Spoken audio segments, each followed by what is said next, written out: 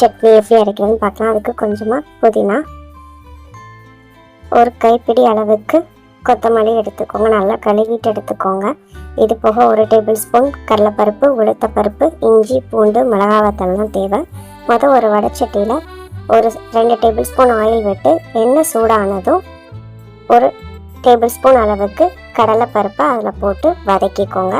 அது வதங்கினதும் 1 table spoon உளுந்த பருப்பையும் போட்டு வதக்கிக்கோங்க.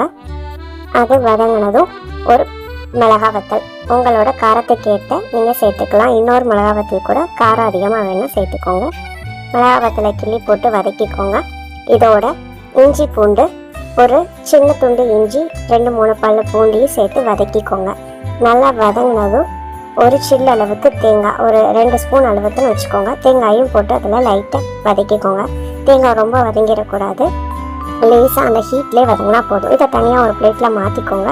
இப்போ அதே பேனில் 1 டேபிள் ஸ்பூன் எண்ணெய் விட்டு நம்ம எடுத்து வச்சுருக்கிற கொஞ்சோண்டு புதினாவும் மல்லியும் சேர்த்து நல்லா வதக்கிக்கோங்க. நீங்களே பார்த்தா டிஃப்ரென்ஸ் தெரியும். நம்ம போடும்போது எவ்வளோ நிறையா தெரிஞ்சது, இப்போ வதங்கினது எவ்வளோ கம்மியாக தெரியுதுன்னு சொல்லி. ஸோ இந்த அளவுக்கு வதங்கினதுக்கப்புறம் ஃபஸ்ட்டு நம்ம ஏற்கனவே வதக்கி வச்சுருக்கிற கடலைப்பருப்பு, இஞ்சி, பூண்டு எல்லாத்தையும் ஒன்றா போட்டு தேவையான அளவு உப்பு, ஒரு சின்ன துண்டு புளியும் சேர்த்து இதை மட்டும் தனியாக அரைச்சிக்கோங்க.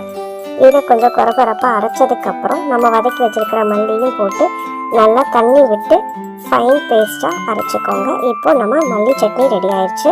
இதை நம்ம தாளிச்சிடலாம். அதே வடைச்சட்டியில் எண்ணெய் ஊற்றி கடுகு கருவேப்பிலை போட்டு தாளித்து எடுத்துக்கோங்க. டேஸ்டான மல்லி சட்னி ரெடி ஆயிடுச்சு.